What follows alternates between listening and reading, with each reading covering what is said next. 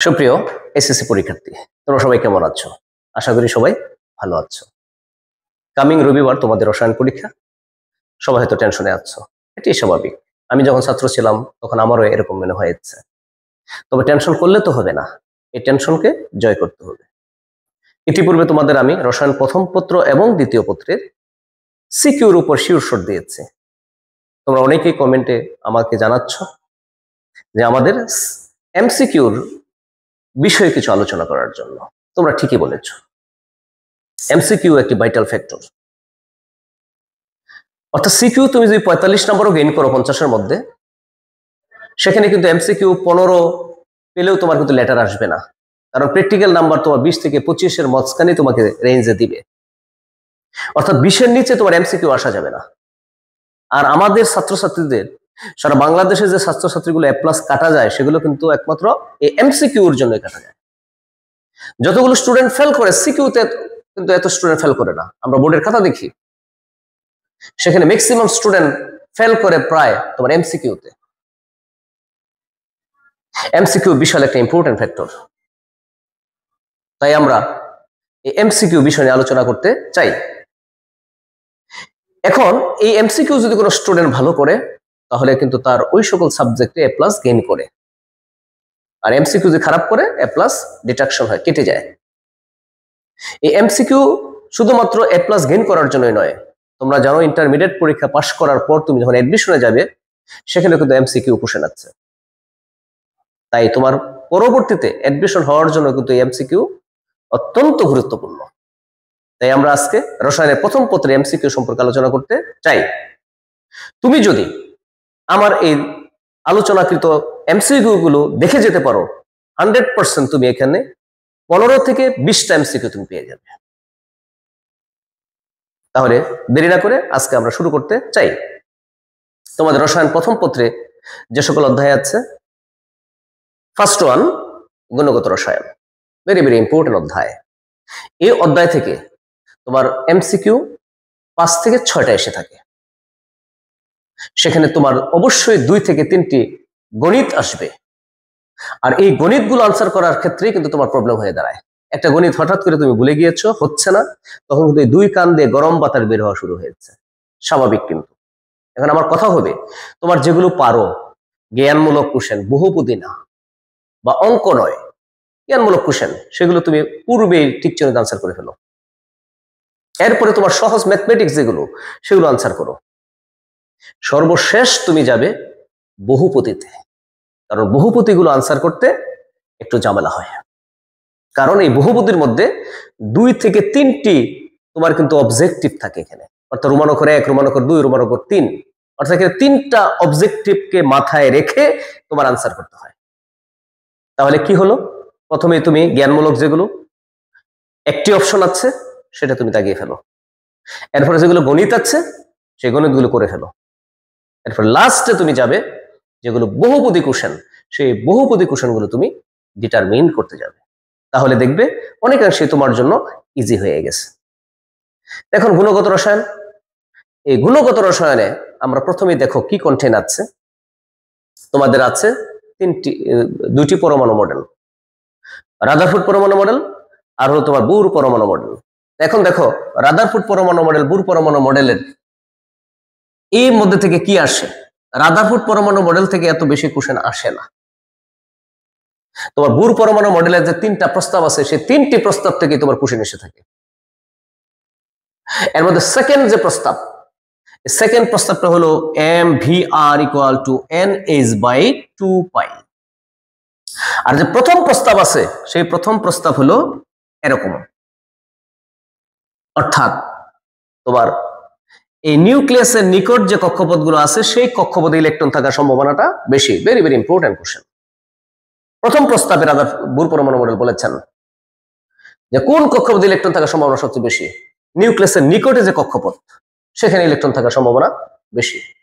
For example, এটা হলো কে shell, এটা হলো এল শেল। অর্থাৎ কে শেল পরিপূর্ণ হওয়ার পরে তোমার এল শেল ইলেকট্রন যাবে।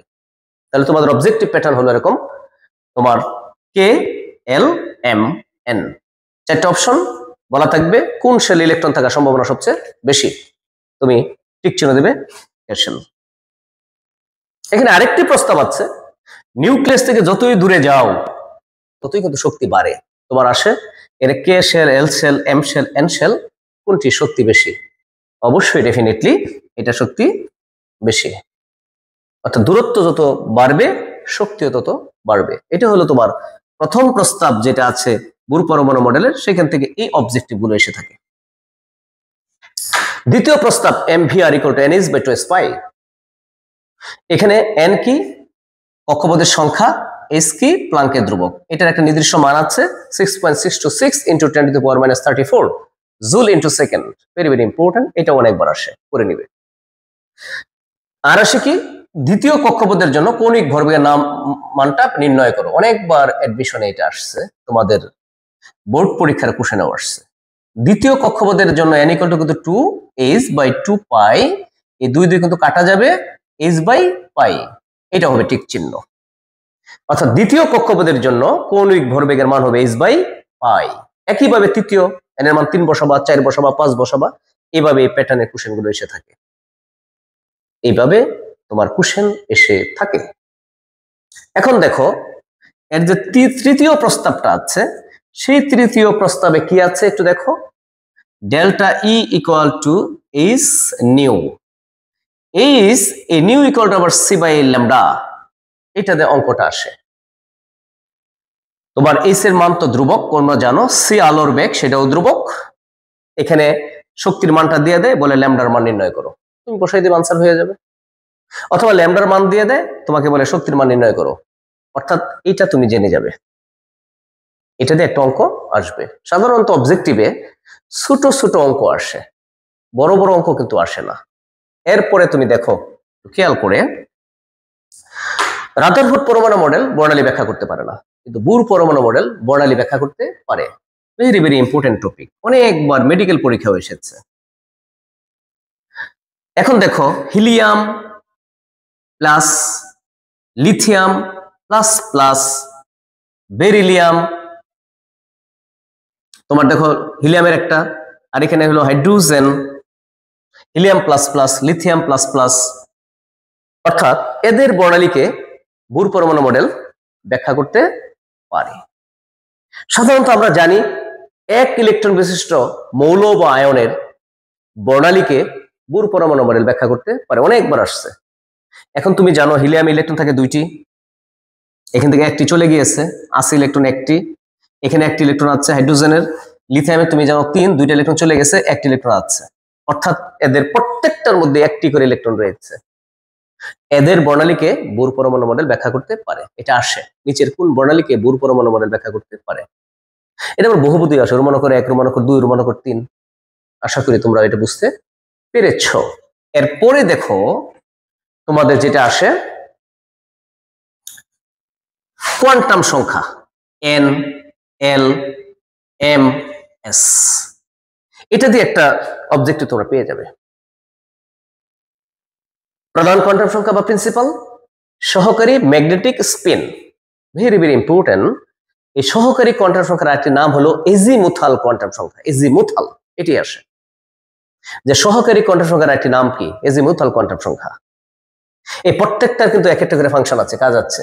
এটা কক্ষপথের আকার প্রকাশ করে, এটা কক্ষপথের আকৃতি প্রকাশ করে, এটা কক্ষপথের তোমার অরবিটাল সংখ্যা বা কক্ষপথের ত্রিমাত্রিক দিক বিন্যাস প্রকাশ করে, এটা ঘূর্ণন দিক প্রকাশ করে। এটার মান ফিক্সড করা, তোমরা জানো এটা প্লাস হাফ মাইনাস হাফ, এটা দুইটা অবজেক্টিভ এখানে আছে। এখানে তোমার দিক বিন্যাস প্লাস অরবিটাল সংখ্যা, অরবিটাল সংখ্যা, আর এটা তোমার উপস্তর প্লাস আকৃতি, কক্ষপথের আকৃতি, আর এটা কক্ষপথের আকার। দেখো এখানে কতটা অবজেক্টিভ আছে, কত ইজি বিষয়। তোমার আসবে প্রিন্সিপাল কোয়ান্টাম সংখ্যা কি দ্বারা প্রকাশ করা হয়? n, সহকারীকে কি l দ্বারা, ম্যাগনেটিকে m দ্বারা, স্পিনকে s দ্বারা। এই চারটা অবজেক্টিভ এখানে আছে। এটা কাজ হলো আকার নির্ণয় করা, এটা আকৃতি, এটা হলো দিক বিন্যাস, আর এটা মান হলো প্লাস হাফ মাইনাস হাফ।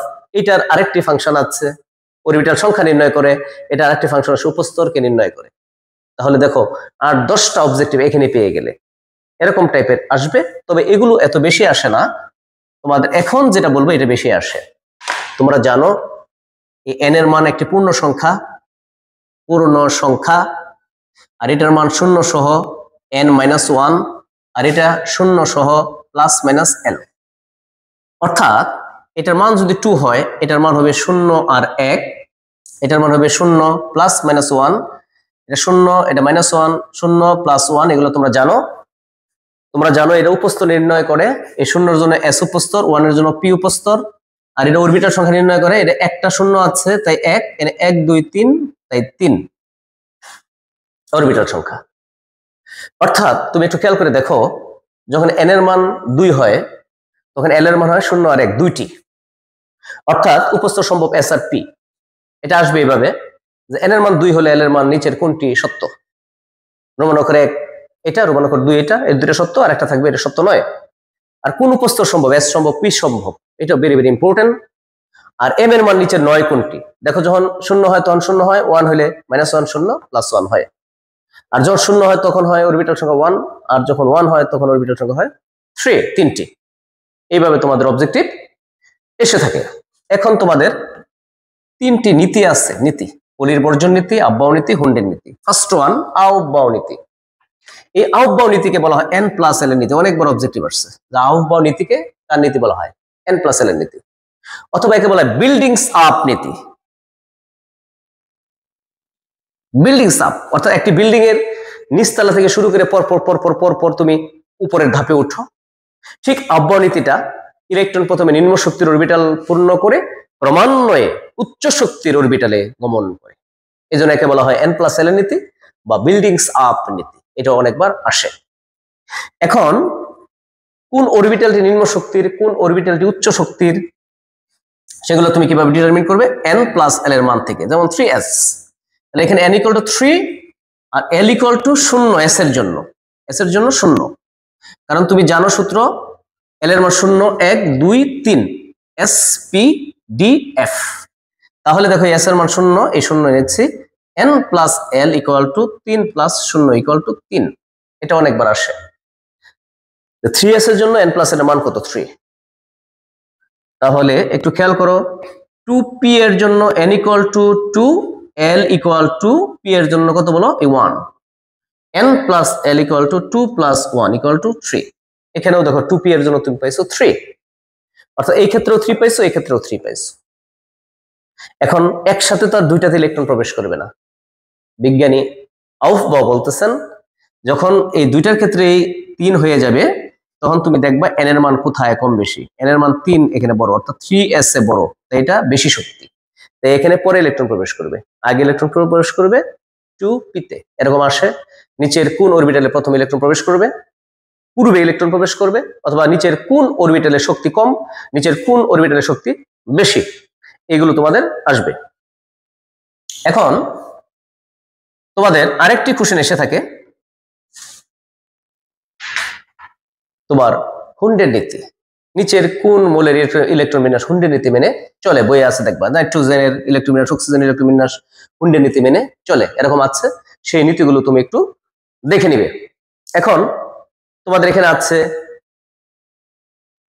ব্যতিক্রম ইলেকট্রন বিন্যাস, chromium and copper. Very very important. এই দুইটা ইলেকট্রন বিন্যাস স্বাভাবিক নিয়ম মেনে চলে না, ব্যতিক্রম। কেন? ডি অরবিটাল এমন একটি অরবিটাল যে অর্ধপূর্ণ অথবা পরিপূর্ণ অবস্থা থাকতে চায়। এই অর্ধপূর্ণ এবং পরিপূর্ণ অবস্থা গেইন করার জন্য এই ক্রোমিয়াম এবং কপার ইলেকট্রন বিন্যাস স্বাভাবিক নিয়মের ব্যতিক্রম। ভেরি ভেরি ইম্পর্টেন্ট, এটা অনেকবার পরীক্ষায় আসছে। এখন আরেকটা আসছে কি, রেখা বর্ণালী দিয়ে তুমি কি করো। অনেকবার এডমিশন আসছে, অনেকবার মেডিকেল পরীক্ষা আসছে, অনেকবার তোমাদের এখানে বোর্ড পরীক্ষা এমসিকিউতে আসছে। রেখা বর্ণালীর সাহায্যে মৌল শনাক্ত করা হয়। ভেরি ভেরি ইম্পর্টেন্ট, মৌল শনাক্ত করা হয়। Example, sodium, potassium, rubidium, caesium, francium, calcium, barium, radium, এদেরকে তোমার এই রেখা বর্ণালীর সাহায্যে মৌল শনাক্ত করা হয়। এখন পরবর্তীতে তুমি দেখো বিভিন্ন ধরনের সিরিজ। তোমরা জানো সিরিজ সাধারণত তোমাদের বইয়ে যেগুলো আছে, Lyman series, Balmer series, Paschen, Brackett, Pfund, last one Humphreys series, 6টা। তবে বইয়ে 5টাই সাধারণত তোমাদের পড়ানো হয়। কিন্তু এটার সিকোয়েন্সটা তোমার কিন্তু মনে রাখতে হবে। প্রথমে লিমেন, n1 equal to 1, n2 equal to 1 এর পরে 2 3 4 5 except অসীম পর্যন্ত, n1 equal to 2, n1 equal to 3, n1 equal to 4, n1 equal to 5, তুমি নিমিষেই তোমার সিরিজ শেষ হয়ে যাবে। এই সিরিজ থেকে একটি অবজেক্টিভ 100% তুমি পাবে, there is no doubt। সেটা কিভাবে আসবে দেখো, এটা লিমেন সিরিজ, অর্থাৎ n1 এর মানটা তোমাদেরকে সিরিজ মেনটেন করে, নিয়ন্ত্রণ করে, ডিটারমিন করে। n1 এর মান 1 হলে লিমেন সিরিজ, n1 এর মান 2 হলে বামার, এটা পার্সন, এটা ব্র্যাকেট, এটা ফান্ড বা ফুন্ড যেটা বলে, এটা ইংরেজি ওয়ার্ড, বাংলা উচ্চারণ এক এক রকম। এখানে লেখা আছে লিমেন, না লিখে কোথাও লেখা আছে লাইমেন, এটা কোনো সমস্যা নেই, হতে পারে লিমেন অর লাইমেন। এখন দেখো, লিমেনের যদি 1 and 2 কল্পনা করো তাহলে লিমেন সিরিজের প্রথম রেখা, যদি 1 and 3 কল্পনা করো তাহলে লিমেন সিরিজের দ্বিতীয় রেখা। তাহলে দেখো n2 এর মান কিন্তু ভেরিয়েবল, চেঞ্জ করা যায়, কিন্তু n1 এর মান কিন্তু চেঞ্জ করা যায় না লিমেন সিরিজের জন্য, ফিক্সড করা। তাই n1 এর মান দেখে তুমি সিরিজকে ডিটারমিন করতে পারবে, n2 এর মান দেখে তুমি কিন্তু সিরিজ ডিটারমিন করতে পারবে না। তাহলে এটা লিমেন সিরিজের প্রথম রেখা, এটা দ্বিতীয় রেখা। তোমাদের অবজেক্টিভ আসে লিমেন সিরিজের প্রথম রেখার জন্য তরঙ্গ দৈর্ঘ্যের মান নির্ণয় করো। সেই সূত্রটা কি? Nu bar equal to R is 1/n1 square minus 1/n2 square. এটা হাইড্রোজেনের জন্য, অনলি হাইড্রোজেনের জন্য। আর তোমাদের সিলেবাসে হাইড্রোজেনের টেয়ার্স, যদি হাইড্রোজেন ছাড়া অন্য কোনো মৌল আসে তাহলে এখানে শুধু জেড স্কয়ার দিয়ে দিবে, তাহলে হয়ে যাবে। কিন্তু আমি বলেছি তোমাদের কিন্তু হাইড্রোজেন বর্ণনীর ক্ষেত্রে কিন্তু আছে। এখন যদি প্রথম রেখা কল্পনা করো তাহলে এখানে 1 আর এটা 2, তাহলে আর এইচ 1/1 স্কয়ার 1/2 স্কয়ার, আর এইচ 1 মাইনাস 1/4, আর এইচ 3 তোমার এখানে 4 যদি করো তাহলে এখানে আসে 4 মাইনাস 1, অর্থাৎ 3/4 আর ইস ভেরি ভেরি ইম্পর্টেন্ট। এভাবে আসবে অনেকবার তোমাদের মেডিকেল পরীক্ষায়, তোমাদের এডমিশনের ক্ষেত্রে, তোমাদের বোর্ড কোশ্চেনে এমসিকিউ এসেছে। এভাবে তোমার বামার সিরিজের প্রথম রেখা দ্বিতীয় রেখা আসতে পারে, ব্র্যাকেট সিরিজের প্রথম দ্বিতীয় রেখা আসতে পারে, সেটা পড়ে নিবে। আর এই লিমেন সিরিজ কত তরঙ্গ দৈর্ঘ্যের মধ্যে পাওয়া যায় সেটা পড়বে। বামার পার্সেন্ট ব্র্যাকেট তরঙ্গ দৈর্ঘ্য এত বেশি ইম্পর্টেন্ট না, তবে একটু পড়ে নিও। তবে এই লিমেন সিরিজটা কোন অঞ্চলে দেখতে পাওয়া যায় সেটা কিন্তু ইম্পর্টেন্ট ফ্যাক্টর। বামার সিরিজ কোন অঞ্চলে দেখতে পাওয়া যায়, পার্সিয়ান সিরিজ কোন অঞ্চলে দেখতে পাওয়া যায়, যেমন এগুলো সবগুলো অবলোহিত অঞ্চলে দেখতে পাওয়া যায়, এটা কিন্তু আসবে। বামার সিরিজ যেমন দৃশ্যমান অঞ্চলে দেখতে পাওয়া যায়, এটা কিন্তু আসবে। Very very important. অর্থাৎ এই সিরিজগুলো কোন অঞ্চলে দেখতে পাওয়া যায় সেগুলো তোমরা পড়ে নেবে। এখন দেখো আইআর, তোমরা জানো আইআর 3 প্রকার। সেই 3 প্রকার কি? নিয়ার আইআর, আইআর মানে কি অবলোহিত রশ্মি, ইনফ্রারেড রে। এটা 3 প্রকার, একটা হলো নিয়ার আইআর, আরেকটা হলো মিডিল আইআর, আরেকটা হলো ফার আইআর। অর্থাৎ নিকটের আইআর, মধ্যবর্তী আইআর, আর হলো ফার আইআর। এই 3টার ফাংশন আসে, রেঞ্জ পড়ার দরকার নেই। ফাংশন কাজ কি? এটা কাজগুলো হলো তোমরা জানো যে আইআর এর কাজ হলো চিকিৎসা বিজ্ঞানে ব্যবহৃত হয়, এটা চিকিৎসা বিজ্ঞানে ব্যবহৃত হয়, চিকিৎসা বিজ্ঞানে ব্যবহৃত হয়। আরেকটা হলো কার্যকরীমূলক শনাক্ত করতে ব্যবহৃত হয়। তো 3টার ফাংশন তুমি করে নেবে, কোনটা কার্যকরীমূলক শনাক্তকরণে ব্যবহৃত হয়, কোনটা তোমাদের চিকিৎসা বিজ্ঞানে ব্যবহৃত হয়, এটা পড়বে। আরেকটি পড়বে ইউভি, জাল পাসপোর্ট বা টাকা শনাক্তকরণ করতে ব্যবহৃত হয়, এবং ইউভির রেঞ্জটাও পড়বা কত থেকে কত। আরেকটি পড়বে দৃশ্যমান, ভিজিবল, এই ভিজিবলের রেঞ্জটাও পড়বা 380 থেকে 780 ন্যানোমিটার, এটাও পড়বে। Very very important. এটা হলো মুখস্থ বিদ্যা। তুমি যদি আমাকে বলো এখন যে স্যার আপনি বেনিয়ার সকলের রেঞ্জ এত থেকে এত মুখস্থ করে বলে দেন, পারবো না। অনেক টিচারই পারবে না, এটা মুখস্থ বিদ্যা, এটা মুখস্থ রাখবে। কিন্তু আমি যখন স্টুডেন্ট ছিলাম আমি কিন্তু আদ্যপান্ত এগুলো মুখস্থ করেছিলাম। কিন্তু যেগুলো বুঝার সেগুলো তুমি বুঝে করবে, এটা জ্ঞানমূলক মুখস্থ বিদ্যা। তো এখন এই মুখস্থ বিদ্যা তো তোমার অনেকগুলো আছে, মহাজাগতিক রশ্মি তরঙ্গ দৈর্ঘ্য কত, তারপরে তোমার একেবারে রেডিও তরঙ্গ দৈর্ঘ্য কত, এরকম অনেক কিন্তু ইউভির তরঙ্গ দৈর্ঘ্য অনেকগুলো আছে কিন্তু। এরপরে বেনিয়ার সকলে বেগুনি, আসমানি, নীল, লাল, এক্সেপ্ট অনেক কঠিন হয়ে যায়। দৃশ্যমানের যে রেঞ্জগুলো আছে বেনিয়ার সকলে প্রত্যেকটাই পড়বে। আর সবচেয়ে বেশি তরঙ্গ দৈর্ঘ্য রেডিও এটা পড়বে, আর সবচেয়ে কম তরঙ্গ দৈর্ঘ্য হলো মহাজাগতিক এটা পড়বে। অর্থাৎ ফার্স্ট এন্ড লাস্ট, সবচেয়ে ছোট এবং সবচেয়ে বড়। আর আইআর আর ইউভি শেষ, আর কিচ্ছু বলা লাগবে না। তাহলে কি দাঁড়ালো? আইআরটা পড়বে, ইউভিটা পড়বে, ভিজিবলটা পড়বে, আর পড়বে সবচেয়ে বড় তরঙ্গ দৈর্ঘ্য আর সবচেয়ে ছোট তরঙ্গ দৈর্ঘ্য, এটা পড়ে নিবে। এখন আসি শিক্ষা পরীক্ষা। তোমরা জানো শিক্ষা পরীক্ষার মাধ্যমে বিভিন্ন ধাতু শনাক্ত করা হয়। যেমন সোডিয়াম শিক্ষা পরীক্ষার মাধ্যমে সোনালী হলুদ বর্ণ দেয়, ভেরি ভেরি ইম্পর্টেন্ট। পটাশিয়াম বেগুনি, ক্যালসিয়াম ইটারনে লাল, এগুলো কিন্তু তোমরা অবশ্যই দেখে যেতে হবে। আমি দেখেছি অনেকবার এই শিক্ষা পরীক্ষায় কি কি বর্ণ দেয়, এগুলো কিন্তু আসে। এরপরে তোমরা দেখো দ্রাব্যতা, নেক্সট টপিক, নতুন টপিক, দ্রাব্যতা solubility, very very important. 100 m/m-m, এটা দিয়ে তোমার অঙ্ক আসবে।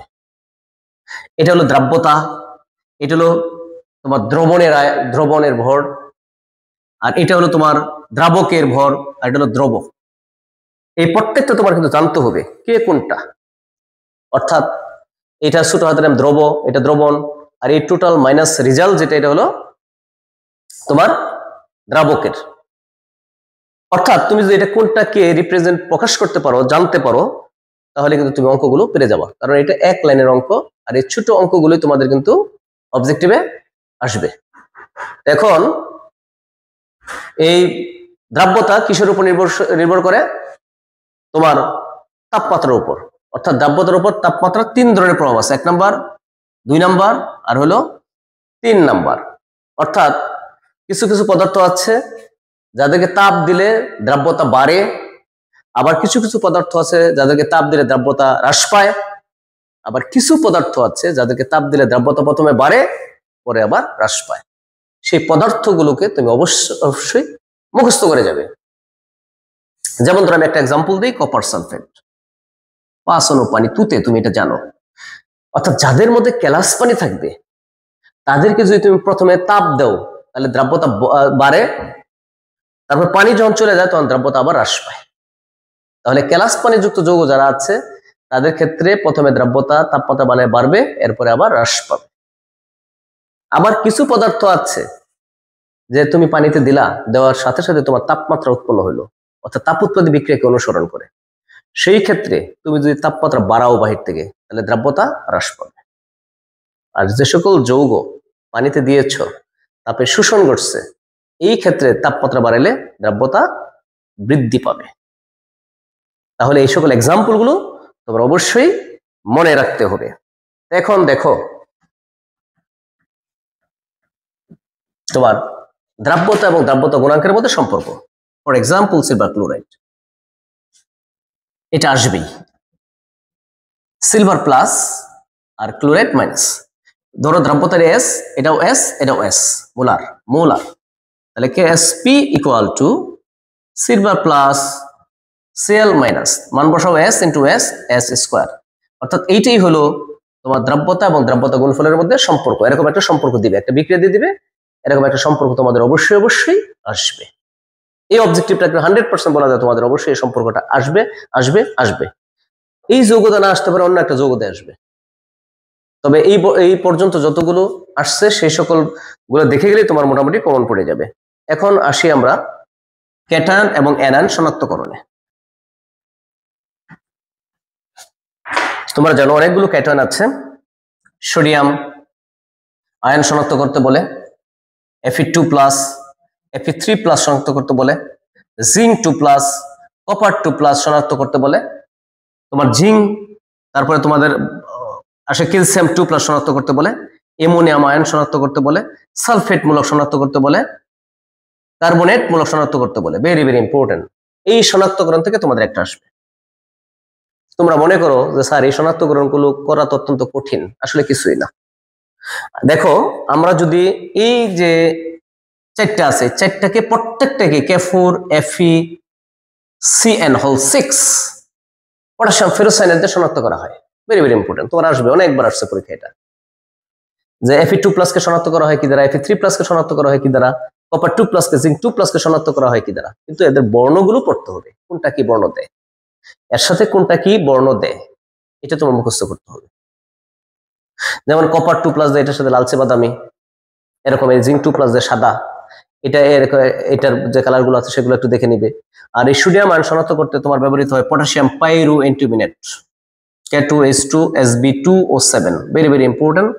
এই সোডিয়ামও কিন্তু সাদা বর্ণ দেয়, কিন্তু এটা আসছে তোমাদের ঢাকা বোর্ডে এমসিকিউতে যে সোডিয়ামকে শনাক্তকরণ করার জন্য নিচের কোন বিকারক ব্যবহৃত হয়, এর নাম potassium pyroantimonate, very very important. Ca2+ কে শনাক্ত করতে ব্যবহৃত হয় ammonium oxalate, very very important, অনেকবার আসছে। নেসলার বিকারক ব্যবহার করতে হয় অ্যামোনিয়াম আয়নকে শনাক্ত করতে। আর এই সালফেট এবং কার্বনেট শনাক্ত করতে তোমার ব্যবহৃত হয় বেরিয়াম নাইট্রেট। তাহলে এই বিকারক কোনটা, শনাক্ত করে কোন বিকারক ব্যবহৃত হয় এবং কোন কালার দেয়, 100% তোমাদের একটা এখান থেকে কমন পাবে। আশা করি এখানে যে কয়েকটা অঙ্ক আসবে আমি বললাম, শিক্ষা পরীক্ষা কি কি আয়ন দেয়, তোমার এন ও এল এর মান হিসাব করে, উপস্তরের সংখ্যা হিসাব, বর্ণালী যেগুলো পড়িয়েছে, 100% তুমি এখান থেকে 5 থেকে 6টা অবজেক্টিভ পাবে। এখন এই চ্যাপ্টার এই পর্যন্তই ছিল, এই চ্যাপ্টার আর কোনো এরকম অবজেক্টিভ নেই। এরপরে হলো তোমার মৌলসমূহের পর্যাবৃত্তিক ধর্ম রাসায়নিক বন্ধন, ভেরি ভেরি ইম্পর্টেন্ট, এবং এটা বোঝার অধ্যায়, এবং প্রথম অধ্যায়ে সবচেয়ে ভালো করে বোঝার এবং অবজেক্টিভ বেশি সেটা এই অধ্যায়। এই অধ্যায় থেকেও 5 থেকে 7টা অবজেক্টিভ তোমার আসবে। এখানে প্রথমে কি কন্টেন্ট আছে, প্রথমে আছে তোমার এস ব্লক মৌল কয়টি, কাকে এস ব্লক মৌল বলে, নিচের কোনটি এস ব্লক মৌল, নিচের কোনটি পি ব্লক মৌল, নিচের কোনটি এফ ব্লক মৌল, নিচের কোনটি ডি ব্লক মৌল। তোমরা জানো এস ব্লক মৌল কয়টি, 14টি, ভেরি ভেরি ইম্পর্টেন্ট, অনেকবার আসছে। পি ব্লক মৌল কয়টি তোমরা জানো, 36টি। তোমার ডি ব্লক মৌল কয়টি, 41টি। এগুলো কিন্তু তোমরা অবশ্যই অবশ্যই জ্ঞানমূলক মুখস্থ করবে, অনেকবার পরীক্ষা এগুলো আসছে। নিচের কোনটি ডি ব্লক মৌল, নিচের কোনটি পি ব্লক মৌল, তোমরা তো এগুলো জানো, খুব সিম্পল বিষয়। সর্বশেষ ইলেকট্রন যদি এসে যায় তাহলে এস ব্লক মৌল, সর্বশেষ ইলেকট্রন যদি ডিতে যায় ডি ব্লক মৌল, সর্বশেষ ইলেকট্রন পিতে গেলে পি ব্লক মৌল। ইলেকট্রন কনফিগারেশন করবে আর দেখবে সর্বশেষ ইলেকট্রন কোন অরবিটালে গেছে সেই ব্লক মৌলের হয়ে যাবে।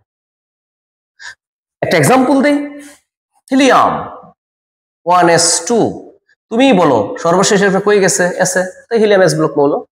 নাইট্রোজেন 1s2 2s2 2p3, তুমি বলো সর্বশেষ ইলেকট্রন কোথায় গেছে, পিতে গেছে, তাই পি ব্লক মৌল, তাই nitrogen P block, helium S block. Simple বিষয় এগুলো তোমরা অবশ্যই দেখে নিবে। এখন একটা বিষয় হলো, তোমরা দেখো এই S block, P block, D block এবং এফ ব্লক মৌলের যে মৌলগুলো আছে তাদের বৈশিষ্ট্য কি। এর মধ্যে দেখো অ্যালুমিনিয়াম ক্লোরাইড ডাইমার গঠন করে, very very important, aluminium chloride dimer গঠন করে। আর কে ডাইমার গঠন করে, ইথানোয়িক অ্যাসিড ডাইমার গঠন করে, ভেরি ভেরি ইম্পর্টেন্ট, অনেকবার তোমাদের এমসিকিউতে আসছে। অ্যালুমিনিয়াম ক্লোরাইড ডাইমার গঠন করে কি হয়, ডাইমার মানে দুইটা অণু যুক্ত হবে, তাহলে Al2 একটা ছিল, মানে দুইটা Cl6, এটা ডাইমার। এর গঠন যদি তুমি দেখো এরকম, Cl Cl Cl Cl Cl Cl, এটা একটা সন্নিবেশ বন্ধন হবে, এটা একটা সন্নিবেশ বন্ধন হবে, অর্থাৎ Al2Cl6 এর বন্ধনটা হবে এরকম ডাইমার। এখানে কয়টা সন্নিবেশ বন্ধন আছে, দুইটি, ভেরি ভেরি ইম্পর্টেন্ট, এটা মেডিকেল পরীক্ষা আসছে যে অ্যালুমিনিয়াম ক্লোরাইড ডাইমার গঠন করে এর মধ্যে কয়টি সন্নিবেশ বন্ধন থাকে, দুইটি সন্নিবেশ বন্ধন আছে। আর এইটা ডাইমার গঠন করে দুইটি হাইড্রোজেন বন্ধন দ্বারা, ভেরি ভেরি ইম্পর্টেন্ট। দুইটাই ডাইমার গঠন করে, বাট গঠনের প্রকৃতি কিন্তু ভিন্ন। একটা সন্নিবেশ বন্ধন সৃষ্টি করে ডাইমার গঠন করে, আর একটা দুইটা হাইড্রোজেন বন্ধন দ্বারা তোমার ডাইমার গঠন করে। তাহলে আসে নিচের কোনটি ডাইমার গঠন করে, ইথানোয়িক অ্যাসিড, তারপরে কি করে বলো, অ্যালুমিনিয়াম ক্লোরাইড ডাইমার গঠন করে। এখন দেখো আর কি বৈশিষ্ট্য আছে, নিচের কোনটি ক্ষার ধাতু, 19 পড়ছো, ফর এক্সাম্পল সোডিয়াম অক্সাইড ক্ষার ধাতু। নিচের কোনটি মৃৎ ক্ষার ধাতু, ক্যালসিয়াম অক্সাইড। অর্থাৎ 1 নম্বর গ্রুপের সদস্য যারা আছে, lithium, sodium, potassium, rubidium, caesium, francium, এদের অক্সাইড হবে তোমার অবশ্যই ক্ষারীয় অক্সাইড। আর এটা মৃৎ ক্ষারীয় অক্সাইড, মৃৎ ক্ষার, এটাও ক্ষারীয় অক্সাইড, এটাও ক্ষারীয় অক্সাইড।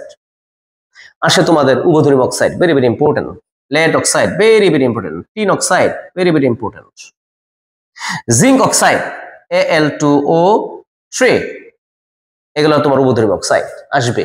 নিচের কোনটি উভধর্মী অক্সাইড? এটা এরা উভধর্মী অক্সাইড। Very very important. এটা রিটেনও আসবে, এমসিকিউতে আসবে। তাহলে তোমরা বুঝতে পেরেছো। আরেকটা আসে, নিচের কোনটি তোমার নিরপেক্ষ অক্সাইড? সিও, এনও, N2O, এই তিনটা নিরপেক্ষ অক্সাইড। তাহলে এরা ক্ষারীয় অক্সাইড, এরা উভধর্মী অক্সাইড, আর এরা হলো নিরপেক্ষ oxide. Carbon monoxide, nitric oxide, nitrous oxide. আর একটা হলো অম্লীয় অক্সাইড, অধাতুর oxide, carbon dioxide, sulphur dioxide, sulphur trioxide. এরা হলো অম্লীয় অক্সাইড, নাইট্রোজেন ডাইঅক্সাইড। অর্থাৎ অধাতুর অক্সাইড যারা, তারা হলো অম্লীয়, ধাতুর অক্সাইড হলো ক্ষারীয়। এরা উভধর্মী, অ্যাসিডও হইতে পারে, ক্ষারকও হইতে পারে। আর এরা নিরপেক্ষ, অ্যাসিডীয় না, ক্ষারও না। এখান থেকে একটা অবজেক্টিভ তোমরা পেয়ে যাবে। আশা করি তোমরা এই পর্যন্ত বুঝতে পেরেছ। এখন একটি কোশ্চেন প্রায় এসে থাকে তোমাদের রিটেনেও এবং অবজেক্টিভেও এসে থাকে, সেটা হলো SiCl4 পানিতে আদ্র বিশ্লেষিত হয়, অর্থাৎ পানির লগে বিক্রিয়া করে CCl4 হয় না, অর্থাৎ এখানে বিক্রিয়া ঘটে না। Very very important. আমরা জানি সিলিকনে ফাঁকা ডি অরবিটাল আছে, তাই পানির সাথে বিক্রিয়া করে, কিন্তু এটা ফাঁকা ডি অরবিটাল নাই, তাই পানির সাথে আদ্র বিশ্লেষিত হয় না। এটা অবজেক্টিভ আসবে, নিচের কোনটি পানির সাথে আদ্র বিশ্লেষিত হয়? এরপরে একটা কোশ্চেন তোমাদের প্রায়ই আসে, NCl3 গঠন করে, তবে NCl5 হয় না। Very very important. PCl3 গঠন করে, PCl5ও গঠন করে, তবে N2O5 গঠন করে। অর্থাৎ এখানে কোনটা গঠন হয় না? NCl5। এটি আসে নিচের কোন যৌগটি গঠিত হয় না? NCl5। কারণ নাইট্রোজেনের এই Cl এর লগে 5 যোজনী প্রদর্শন করতে পারে না। এক্সেপশন গুলোই বেশি আসে, আর এই অধ্যায়ে অঙ্ক নেই। এই অধ্যায়ে অনেকগুলো তোমার কোশ্চেন আছে এরকম। এরপরে হলো তোমার ভেরি ভেরি ইম্পর্টেন্ট টপিক, অবস্থান্তর এবং ডিব্লক। অর্থাৎ আগে ডিব্লক হইতে হবে, এরপরে হলো অবস্থান্তর। ডিব্লক যদি কেউ না হয় তাহলে অবস্থান্তর হবে না। যেমন আমরা জানি স্ক্যান্ডিয়াম এবং তোমার জিঙ্ক, এই দুইটা হলো ডিব্লক, কিন্তু অবস্থান্তর না। আর আমরা জানি যারা অবস্থান্তর, তারা রঙিন যৌগ গঠন করে, তারা তোমার জটিল যৌগ গঠন করে, তারা তোমার অবস্থান্তর প্রভাবক রূপে কাজ করে। Very very important. ক্যাটালিস্ট প্রভাবক রূপে কাজ করে যারা জটিল যৌগ, যারা অর্থাৎ যারা অবস্থান্তরমূলক, তারা। তাহলে কি কি করে অবস্থান্তর যারা? তারা রঙিন যৌগ গঠন করে। 2 নাম্বার তারা কি করে বলো? জটিল যৌগ গঠন করে। 3 নাম্বার ক্যাটালিস্ট প্রভাবক রূপে কাজ করে। তাহলে এরা কিন্তু এগুলো না, একটাও করে না, কারণ এগুলো ডিব্লক মূল। এরা ডিব্লক কিন্তু অবস্থান্তর না, এরা রঙিন যৌগ গঠন করতে পারে না। এটাই আসে তোমাদের, নিচের কোনটি রঙিন যৌগ গঠন করতে পারে, নিচের কোনটি রঙিন যৌগ গঠন করতে পারে না? যেমন আয়রন তোমার রঙিন যৌগ গঠন করে। কেন একটু দেখো, এখানে জিঙ্ককে তুমি যদি ইলেকট্রন বিন্যাস করো তাহলে 3d10, আর্গন 3d10, আর হলো 4s2। তুমি যদি একে আয়ন ফর্ম করো তাহলে কিন্তু এখানে দাঁড়ায় 3d10। 4s থেকে ইলেকট্রন দুটো চলে গিয়েছে, অর্থাৎ দুইটা ইলেকট্রন চলে গিয়েছে। তাহলে দেখো ডিটা পরিপূর্ণ। ডি পরিপূর্ণ থাকলে কখনো অবস্থান্তর হতে পারে না। ডি 1 থেকে 9 যদি থাকে, আয়ন তৈরি করার পর যদি 1 থেকে 9 ইলেকট্রন কনফিগারেশন থাকে, তাহলে অবস্থান্তর। তুমি বলো আয়নে পরিণত করার পর এটা কি 1 থেকে 9 এর মধ্যে আছে? নাই, তাই এটা রঙিন যৌগ গঠন করবে না, এটা প্রভাবক রূপে কাজ করবে না, এটা জটিল যৌগ গঠন করবে না। এইভাবে তোমার কোশ্চেন আসবে, নিচের কোনটি রঙিন যৌগ গঠন করে, নিচের কোনটি অবস্থান্তর, নিচের কোনটি ডিব্লক। তবে 2 বছর আগে একটি কোশ্চেন এখান থেকে আসছে, তুমি একটু খেয়াল করে দেখো। আমি জানি কপার হলো একটি অবস্থান্তর, তাহলে অবশ্যই কপার রঙিন যৌগ গঠন করবে।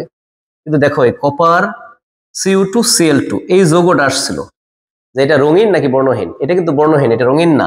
Very very important. দেখো কপার, আর্গন 3d10 4s1। যদি তুমি কপার প্লাস করো তাহলে আর্গন 3d10, খেয়াল করো। আর যদি কপার 2 প্লাস করো তাহলে আর্গন 3d9। অর্থাৎ যখন কপারের জন্য 2 হবে তখন সেটা রঙিন হবে, দেখো 9 এই যে এটার মধ্যে আছে। কিন্তু কপারের জন্য যখন 1, তখন তো সে 10 পরিপূর্ণ, এটা তো রঙিন হবে না। তাই এইখানে 2 এবং 2 যদি কাটাকাটি করো CuCl, অর্থাৎ এখানে Cu প্লাস আছে, তাই এই যৌগটা রঙিন হবে না, এই যৌগটা বর্ণহীন হবে। এটা আসছিল মেডিকেল পরীক্ষায়, ইভেন ঢাকা বোর্ডে MCQ-তে এটা আসছিল। অনেক ছাত্রছাত্রী এটা ভুল করেছিল। তাহলে এই পর্যন্ত তোমরা অবশ্যই এখন বুঝতে পেরেছো? এখন দেখো আয়নীকরণ শক্তি, ইলেকট্রন আসক্তি, তড়িৎ ঋণাত্মকতা, খুব ইম্পর্টেন্ট। আয়নীকরণ শক্তি, তোমার ইলেকট্রন আসক্তি আর তড়িৎ ঋণাত্মকতা। আয়নীকরণ শক্তি তোমার 9 10 ইন ডিটেইলস পড়েছো। একটি প্রদর্শনী বাম দিক থেকে যতই তুমি ডান দিকে যাবা তত আয়নীকরণ শক্তির মান বাড়ে, উপর থেকে নিচে দিয়ে গেলে আয়নীকরণ শক্তির মান কমে। এখন কিছু ব্যতিক্রম পরিলক্ষিত হয়, তোমরা জানো nitrogen is greater then oxygen, অর্থাৎ এখানে হওয়ার কথা ছিল নাইট্রোজেনের থেকে অক্সিজেনের আয়নীকরণ শক্তির মান বেশি, কিন্তু নাইট্রোজেনের বেশি হয়ে গিয়েছে। বাম দিক থেকে ডান দিকে গেলে আয়নীকরণ শক্তির মান বেশি হওয়ার কথা, কিন্তু ব্যতিক্রম এখানে nitrogen and oxygen. Very very important, এই ব্যতিক্রম গুলোই আসবে। কেন? তোমরা জানো নাইট্রোজেনের যদি ইলেকট্রন কনফিগারেশন করো তাহলে দেখো প্রত্যেকটার মধ্যেই এখানে 1 1 অর্থাৎ P3 আছে, অর্ধপূর্ণ আছে। আর যদি এটা অক্সিজেনের করো, অক্সিজেনের ক্ষেত্রে দেখবা P4 আছে। এখানে অক্সিজেন ইলেকট্রন বিন্যাস করে দেখো, অর্থাৎ এটা অর্ধপূর্ণ, অত্যন্ত স্থিতিশীল। এখান থেকে ইলেকট্রন সরাইতে বেশি শক্তি লাগে, আর এখান থেকে ইলেকট্রন সরাইতে কিন্তু বেশি শক্তি লাগবে না। তাই অক্সিজেনের আয়নীকরণ শক্তির মান কম, নাইট্রোজেনের আয়নীকরণ শক্তির মান বেশি, কিন্তু এরকম হওয়ার কথা ছিল না, ব্যতিক্রম। আর এই ব্যতিক্রম গুলোই আসবে। এই নাইট্রোজেনের পরে হলো ফসফরাস, এই ফসফরাস আর সালফারের ক্ষেত্রে একই, তোমার এই ব্যতিক্রম গুলোই আসবে। দেখো ফসফরাসের আয়নীকরণ শক্তির মান কিন্তু বেশি, সালফারের কিন্তু কম। তোমরা মনে হয় এটা বুঝতে পেরেছো। এখন ইলেকট্রন আসক্তি, আমরা জানি বাম দিক থেকে যতই তুমি ডান দিকে যাবা পর্যায় সারণী ইলেকট্রন আসক্তিমান বাড়ে। সবচেয়ে ইলেকট্রন আসক্তিমান বেশি হলো 17 নম্বর গ্রুপের ফ্লোরিন, ক্লোরিন, ব্রোমিন, আয়োডিন, এদের। উপর থেকে নিচের দিকে গেলে ইলেকট্রন আসক্তিমান কমে, কিন্তু ব্যতিক্রম হলো এই ক্লোরিন এন্ড ফ্লোরিন, এরকম হওয়ার কথা ছিল না। Very very important, bromine, iodine, very very important. এটা হলো ইলেকট্রন আসক্তির ব্যতিক্রম, এটাই আসে। ফ্লোরিন ইলেকট্রন আসক্তির মান ফ্লোরিন অপেক্ষা বেশি, কারণ ফ্লোরিনের আকার অস্বাভাবিক ছোট, এই ক্ষুদ্র হওয়ার কারণে এটা হয়। এটা তোমাদের থিওরিতেও পড়ে যাচ্ছে। এরপর দেখো তড়িৎ ঋণাত্মকতা, very very important. Fluorine, chlorine, bromine, iodine, সবচেয়ে তড়িৎ ঋণাত্মক হলো এটা। পাউলিং স্কেলে এই তড়িৎ ঋণাত্মকতার মান হলো 4। দেখো এইটা এবং এটা কিন্তু একটু কেমন জানি দেখা যায়, তাই না? কিন্তু এটা হলো সঠিক, হলো তড়িৎ ঋণাত্মকতার ক্ষেত্রে, আর এইটা হলো তোমার ইলেকট্রন আসক্তির ক্ষেত্রে সঠিক। খুব ইম্পর্টেন্ট, কিন্তু তোমরা কিন্তু ভালো করে পড়বে। আরেকটা বিষয় দেখো, is I is greater than H B R is greater than HCl is greater than SF, অর্থাৎ যেগুলো হেলোজেন অ্যাসিড আছে, হেলোজেন অ্যাসিড গুলোর মধ্যে সবচেয়ে তীব্র অ্যাসিড হলো এটা। তাহলে দেখো এগুলো যদি তুমি একটু মনে রাখতে পারো, এগুলোই কিন্তু তোমাদের অবজেক্টিভে আসবে। এরপরে সবচেয়ে মেজর বিষয় হলো যেটা সংকরীকরণ, ভেরি ভেরি ইম্পর্টেন্ট। সংকরীকরণ থেকে অবজেক্টিভ আসবে আসবে আসবে, যেটা তুমি কল্পনাও করতে পারবে না। সংকরীকরণ থেকে 1-2টা অবজেক্টিভ আসবে। তোমরা জানো কার্বনের সংকরীকরণ sp3, sp2 এবং sp প্রদর্শন করে। কার্বন কার্বন একক বন্ধনে এটা হয়, কার্বন কার্বন দ্বিবন্ধনে, কার্বন কার্বন 3 বন্ধনে এটা হয়ে থাকে। তোমরা এই কার্বন কার্বন একক বন্ধনের দৈর্ঘ্য, দ্বিবন্ধনের দৈর্ঘ্য, 3 বন্ধনের দৈর্ঘ্য, ইভেন বেনজিনের মধ্যে যে কার্বন কার্বন একক বন্ধন আছে এখানে, এইটাও তুমি একটু অবশ্যই দ্বিবন্ধন আছে একটু দেখে নিবে। আমি দেখেছি তোমার MCQ বারংবার এসেছে, কার্বন কার্বন একক বন্ধনের দৈর্ঘ্য নিচের কোনটি, দ্বিবন্ধনের দৈর্ঘ্য কোনটি, 3 বন্ধনের দৈর্ঘ্য কোনটি, বেনজিনের মধ্যে যে কার্বন কার্বন আছে তার বন্ধনের দৈর্ঘ্য কত। তাহলে 1টা 2টা 3টা এই 4টা অবজেক্টিভ এখান থেকে পড়বে। অ্যালকেন হলে sp3 সংকরীকরণ হবে, sp2 হবে, sp হবে। তোমার আসবে নিচের কোনটির মধ্যে sp2 সংকরীকরণ ঘটে, ভেরি ভেরি ইম্পর্টেন্ট পড়বে। আমরা জানি এই sp3 সংকরীকরণ ঘটে কার্বনের CH4, যত অ্যালকেন আছে CH4, C2H6 এক্সেপ্ট এক্সেপ্টরা ঘটে পানির মধ্যে, ঘটে অ্যামোনিয়ার মধ্যে, এগুলোর মধ্যে তোমাদের sp3 সংকরীকরণ ঘটে। এখন একে সংক্ষেপে মনে রাখার উপায় কি? তোমরা জানো, আমরা জানি সাধারণত যদি 4 জোড়া বন্ধন জোড় বা মুক্ত জোড় ইলেকট্রন থাকে, শুধু 4 জোড়া খালি গুনবে। 4 জোড়া ইলেকট্রন থাকলে তোমার sp3 সংকরীকরণ ঘটবে। একটা সূত্রও আছে, সূত্র দিয়ে গেলে ডিটারমিন করা যায়, কিন্তু সূত্র দিয়ে সবগুলো মানা অত্যন্ত কঠিন এবং মনে রাখা অত্যন্ত টাফ হয়ে যায়, ব্রেনের উপর চাপ পড়ে। কিন্তু তুমি বুঝে যদি পড়ো তোমার তো আর এটা সমস্যা নেই, সূত্র প্রয়োগ করে করতে হবে না। 1 2 3 4 জোড়া ইলেকট্রন আছে sp3 সংকরীকরণ। তুমি দেখো পানি, পানি যদি আঁকো এরকম করে আমরা আঁকতে পারি। দেখো 1 2 3 4 জোড়া sp3 সংকরীকরণ। যদি অ্যামোনিয়া আঁকো দেখো 1 2 3 4 জোড়া কি সংকরীকরণ হলো, sp3 সংকরীকরণ। তুমি মনে করো হাইড্রোনিয়াম আয়ন আঁকবা, আঁকো H H এটা তুমি দেখো এখানে S প্লাস কয় জোড়া, 1 2 3 4 জোড়া sp3 সংকরীকরণ, অর্থাৎ প্রত্যেকটাই তুমি এভাবে ডিটারমিন করতে পারবে কোনটির মধ্যে sp3 সংকরীকরণ ঘটে। তবে বলতেছেন বিজ্ঞানীরা 4 জোড়ে যে বন্ধন জোড় ইলেকট্রন হয় তাহলে মধ্যবর্তী কোণের মান হবে 109.5 ডিগ্রি অথবা 109.28 দুইটাই হয়, এটা মিনিটে এটাকে ডিগ্রিতে, আর অনু আকৃতি হবে চতুস্তলকীয়। বলতে 4 জোড়ার মধ্যে যদি 1 জোড়া মুক্ত থাকে তাহলে হবে পিরামিডীয়, বন্ধন কোণ হবে 107 ডিগ্রি। যদি 4 জোড়ার মধ্যে 2 জোড়া মুক্ত থাকে তাহলে হবে উল্টো ভি, মধ্যবর্তী কোণের মান হবে 104.5 ডিগ্রি। অর্থাৎ এই বন্ধন কোণের মান এবং আকৃতি এবং সংকরীকরণ কোনটার মধ্যে কি ঘটে পড়ে নিবে। ভেরি ভেরি ইম্পর্টেন্ট কোশ্চেন আসবে কিন্তু এগুলো। এরপরে দেখো sp2 সংকরীকরণ সাধারণত কার্বন কার্বন দ্বিবন্ধনে ঘটে, অ্যালকিনে ঘটে, যেমন ইথিন। এই ইথিন থেকে কিন্তু পলিমার কোন বিক্রিয়ার মাধ্যমে পলিথিন তৈরি করা হয়। তাই ইথিনের মধ্যে কি সংকরীকরণ ঘটে? sp2। এখন এই sp সংকরীকরণ ঘটে তুমি জানো বেরিলিয়াম ক্লোরাইডে। এই বেরিলিয়াম ক্লোরাইডে অনু আকৃতির সরলরৈখিক, মধ্যবর্তী কোণ মান 180 ডিগ্রি, ভেরি ভেরি ইম্পর্টেন্ট, অনেকবার আসে। বোরন ট্রাইক্লোরাইডে তোমার sp2 সংকরীকরণ ঘটে, ভেরি ভেরি ইম্পর্টেন্ট, পড়বা এগুলো। মধ্যবর্তী কোণের মানও পড়বে, এর ক্ষেত্রে 120 ডিগ্রি। এটা একটা শখ আছে তোমাদের বইয়ে, করে নিবে, ওই শখ থেকে অবশ্যই একটা অবজেক্টিভ আসবে। এখন হাইড্রোজেন বন্ধন, ভেরি ভেরি ইম্পর্টেন্ট। হাইড্রোজেন বন্ধন তোমরা জানো দুটি তড়িৎ ঋণাত্মক পরমাণু মাঝখানে, হাইড্রোজেন বন্ধন তৈরি হয়। হাইড্রোজেন বন্ধনের শর্ত হলো 3টা, ভেরি ভেরি ইম্পর্টেন্ট, 3টা শর্ত। নাম্বার 1, হাইড্রোজেন থাকা লাগবে। এক্সাম্পল H2O, দেখো হাইড্রোজেন আছে। এক্সাম্পল SF, দেখো হাইড্রোজেন আছে। এক্সাম্পল CH3COOH, দেখো হাইড্রোজেন আছে। এরা সবাই হাইড্রোজেন বন্ধন তৈরি করে, ভেরি ভেরি ইম্পর্টেন্ট। তোমাদের বারংবার এমসিকিউতে আসছে, নিচের কোনটি হাইড্রোজেন বন্ধন ফর্ম করে? এরা হাইড্রোজেন বন্ধন গঠন করে। আর কে করে? ROS, alcohol. পৃথিবীতে যত অ্যালকোহল আছে সকল অ্যালকোহলেই তোমার এই হাইড্রোজেন বন্ধন ফর্ম করে। তাহলে হাইড্রোজেন থাকতে হবে। 2 নম্বর শর্ত কি? হাইড্রোজেন যে মৌলের লগে থাকবে সেটা আকারে ছোট হইতে হবে। যেমন ধরো একটা এক্সাম্পল দিই, পানি আর হলো H2S। তুমি দেখো এই অক্সিজেন অপেক্ষা সালফারের আকার কিন্তু অনেক বড়, কিন্তু শর্ত হলো হাইড্রোজেন যে মৌলের লগে থাকবে সেটা আকারে ছোট হইতে হবে। এই জন্য এটা হাইড্রোজেন বন্ধন তৈরি করতে পারে, এটা পারে না। 3 নম্বর হলো হাইড্রোজেন যে মৌলের লগে থাকবে সেই দুইটার মধ্যে তড়িৎ ঋণাত্মকতা পার্থক্য অনেক বেশি হইতে হইব। যেমন এখানে অক্সিজেন হাইড্রোজেনের তড়িৎ পার্থক্য এই সালফার এবং হাইড্রোজেনের থেকে বেশি। অর্থাৎ এই পানিটা তোমার 1 2 3 নং যে বৈশিষ্ট্য আছে, 3টা বৈশিষ্ট্যকেই মেনটেন করে চলছে।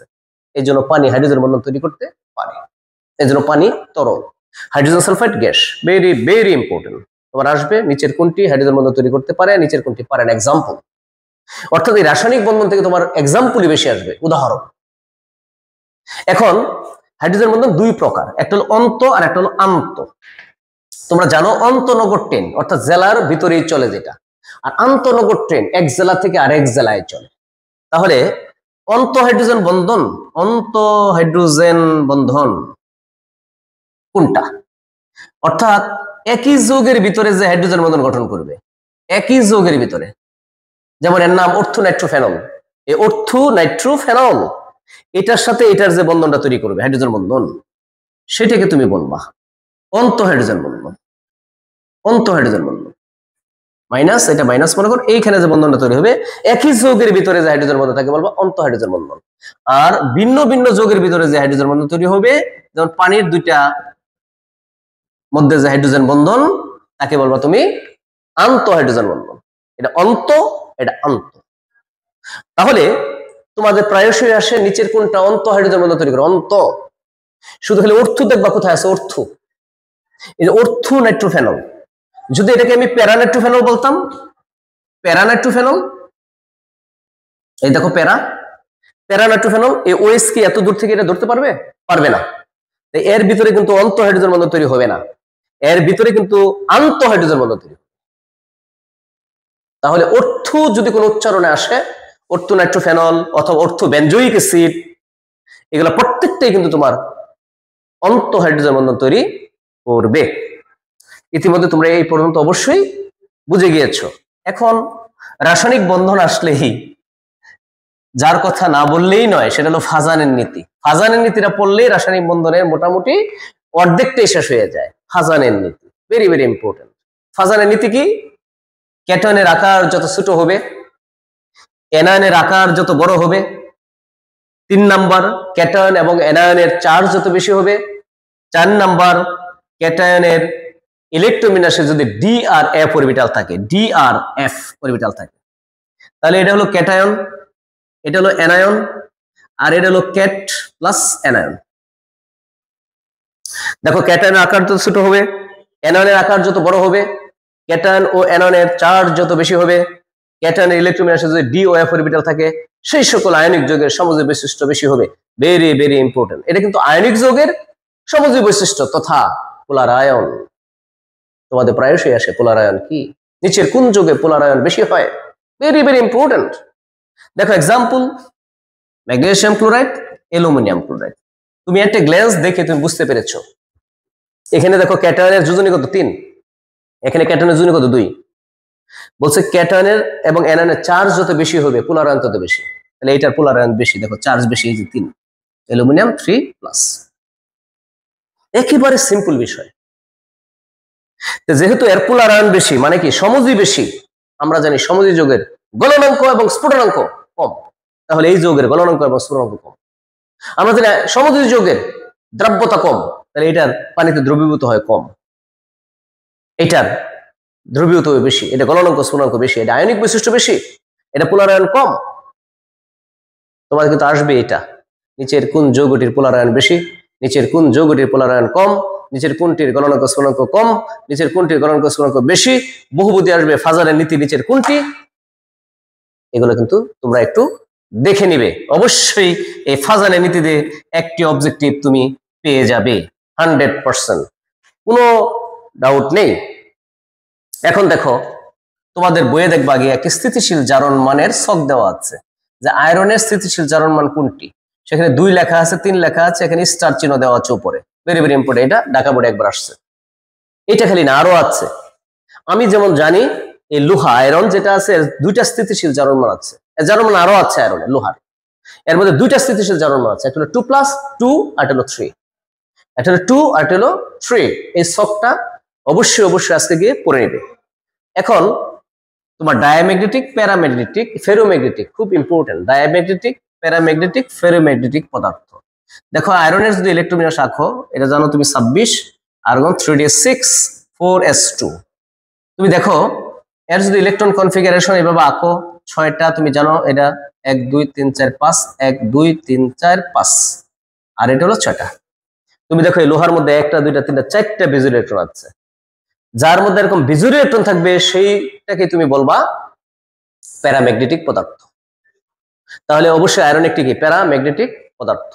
জিঙ্ক তুমি যদি আঁকো, আর্গন 3d10 4s2, দেখো এই ডিতে প্রত্যেকটা কি থাকবে, জোড়ায় জোড়ায় থাকবে। 1 2 3 4 5 6 7 8 9 10, প্রত্যেকটা জোড়ায় জোড়ায় আছে। এটা হলো ডায়াম্যাগনেটিক পদার্থ। তাহলে এটা হলো প্যারাম্যাগনেটিক, এটা হলো ডায়াম্যাগনেটিক। তুমি বলতে পারো ফেরোম্যাগনেটিক কারা, ধরো কোনটার মধ্যে একটা ইলেকট্রন আছে বিজোড়, তাহলে এটা তোমার প্যারাম্যাগনেটিক। কিন্তু বেশি বিজোড় থাকলে তারা ফেরোম্যাগনেটিক, অর্থাৎ যেটা ডায়া সেটাই হলো ফেরো। বেশি বিজোড় ইলেকট্রন থাকলে বলবা ফেরো ম্যাগনেটিক পদার্থ, কম বিজোড় থাকলে বলবা তুমি প্যারাম্যাগনেটিক পদার্থ। আর যদি বিজোড় ইলেকট্রন না থাকে তারা হবে ডায়াম্যাগনেটিক পদার্থ। তাহলে প্যারাম্যাগনেটিক পদার্থ কি করে, চুম্বক ক্ষেত্রকে তোমার কি করে বলতো, আকর্ষণ করে। আর জোড়া জোড়া থাকলে এরা ডায়াম্যাগনেটিক, চুম্বক ক্ষেত্রকে বিকর্ষণ করে। চুম্বক ক্ষেত্রকে বিকর্ষণ করে কারা, ডায়াম্যাগনেটিক। চুম্বক ক্ষেত্রকে আকর্ষণ করে কারা, প্যারা প্লাস ফেরো। এরকম আসবে, তোমাদের মৌল দিয়ে দিবে, যৌগ দিয়ে দিবে। নিচের কোনটি ডায়াম্যাগনেটিক যৌগ, নিচের কোনটি প্যারাম্যাগনেটিক যৌগ, নিচের কোনটি ডায়াম্যাগনেটিক পদার্থ, প্যারাম্যাগনেটিক পদার্থ। এই ছিল তোমাদের রাসায়নিক বন্ধনে এবং মৌলসমূহের পর্যাবৃত্তিক ধর্মে। এরপরে তোমার হলো রাসায়নিক পরিবর্তন। এই অধ্যায়টা একটি তোমরা জানো অঙ্কের অধ্যায়, কেপিকেসির বা ফরদ্রব রিলেটেড 100% তোমার এই অধ্যায় থেকে 3 থেকে 4টা অঙ্ক আসবে, 3 থেকে 4টা। আর বাকি 2-1টা যেটা আসবে এটা হলো অবজেক্টিভ, সেটা হলো তোমার অঙ্ক ছাড়া, ম্যাথমেটিক্যাল প্রবলেম বাদে। এখানে যেটাই তোমার প্রথমে দেখো ডিসি বাই ডিটি, এটা হলো বিক্রিয়ার হার বিক্রিয়কের ক্ষেত্রে। ডিএক্স বাই ডিটি, এটা হলো উৎপাদের ক্ষেত্রে। দেখো সি মানে কনসেন্ট্রেশন ঘনমাত্রা মূল পার লিটার পার সেকেন্ড, অর্থাৎ তোমাদের আসে বিক্রিয়া হারে একক কি, মূল per litre per second. Very very important, অনেকবার এমসিকিউ আসছে। মূল per litre per second, MCQ, মূল পার লিটার পার সেকেন্ড, মূল পার লিটার পার সেকেন্ড। এরপরে দেখো সাম্যাবস্থার বৈশিষ্ট্য, এটাও খুব ইম্পর্টেন্ট। সাম্যাবস্থার বৈশিষ্ট্য,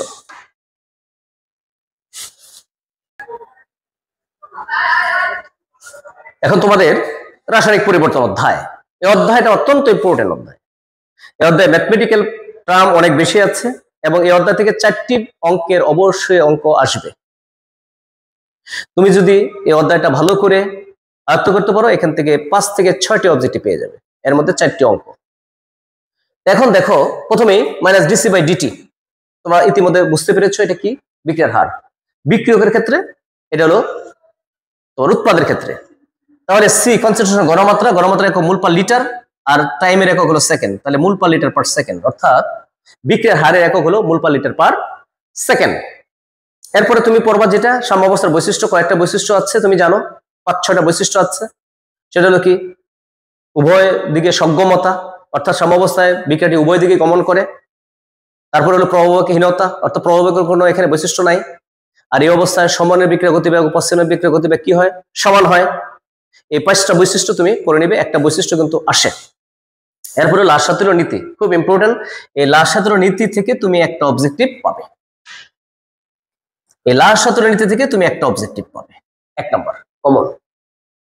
লাসাতুর নীতিটা কি তোমরা জানো, একটা উভমুখী বিক্রিয়ার ক্ষেত্রে এটা প্রযোজ্য এবং সাম্যাবস্থা থাকলেই শুধুমাত্র এই নীতিটা অ্যাপ্লাই করা যাবে, সাম্যাবস্থা ছাড়া এই নীতি অ্যাপ্লাই করা যাবে না।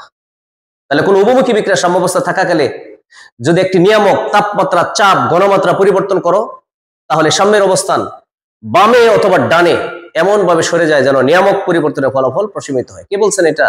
লাসাতুল। একটা এক্সাম্পল দিলে এটা বুঝবা, এছাড়া তুমি বুঝবা না। যেমন নাইট্রোজেন যোগ হাইড্রোজেন সমান সমান অ্যামোনিয়া, এই বিক্রিয়াটি কিন্তু তাপ উৎপাদী। তুমি জানো এখানে 192 কিলোজুল তাপ উৎপন্ন হয়, অর্থাৎ এই ক্ষেত্রে ডেল্টা এস এর মানটা হলো -192 কিলোজুল পার মোল। ভেরি ভেরি ইম্পর্টেন্ট, এরকম আসছে তোমাদের যে এই বিক্রিয়া কতটুকু তাপ উৎপন্ন হয়, -192 কিলোজুল পার মোল বিক্রিয়াটি তাপ উৎপাদী। বিজ্ঞানী লাসাতুর বলছেন এই বিক্রিয়ায় যদি এখন তাপ প্রয়োগ করা হয় তাহলে বিক্রিয়াটি পশ্চাৎ দিকে গমন করবে, কারণ বিক্রিয়াটি তাপ উৎপাদী। তাপ উৎপন্ন হইলে এখন যদি তুমি অ্যাপ্লাই করবা তাপ, সেই তাপটা এর সাথে অ্যাড হবে, অ্যাড হয়ে তোমার এইটা ভেঙে যাবে, ভেঙে গিয়ে তোমার আবার পেছন দিকে চলে আসবে, ফলে তাপ প্রয়োগের ফলাফলটা কি হবে, প্রশমিত হয়ে যাবে। চাপের প্রভাব কি? চাপের 3 ধরনের প্রভাব আছে, ভেরি ভেরি ইম্পর্টেন্ট। দেখো এখানে 1 যোগ 3 সমান সমান কত? 4, আর এখানে কত? 2, এটা সমান না। তুমি মনে রাখবা যদি এই বাম পাশ এবং ডান পাশ মূল সংখ্যা সমান না হয় তাহলে চাপের প্রভাব আছে। দেখো এটা বড় বেশি, এটা কম, সবসময় বেশি থেকে কমের দিকে যাবে। এখন যদি তুমি চাপ প্রয়োগ করো বিক্রিয়া সম্মুখ দিকে প্রসিড করবে। এখন ধরো তুমি আরেকটি এক্সাম্পল দাও, যেমন নাইট্রোজেন যোগ অক্সিজেন সমান সমান নাইট্রিক অক্সাইড, এটা 1 যোগ 1 সমান সমান 2, এখানে আছে 2, দেখো সমান। সমান থাকলে চাপের কোনো প্রভাব নাই, কিন্তু এখানে সমান না, কিন্তু চাপের প্রভাব আছে। আবার দেখো একটা এক্সাম্পল দিই, এ সমান সমান মনে করো বি প্লাস সি, এনে 1 এন্ড 1 যোগ 2 সমান সমান 2, অর্থাৎ এই দুইটা কিন্তু সমান না, তাহলে কি চাপের প্রভাব আছে। তাহলে বেশি থেকে কমের দিকে আসবে, তাহলে বিক্রিয়াটা কোন দিকে আসবে বলো? পশ্চাৎ দিকে। তাহলে এই ক্ষেত্রে বিক্রিয়াটা যাবে সম্মুখ দিকে প্রসিড করবে, এর উপর কোনো চাপের প্রভাবই নাই, সমান।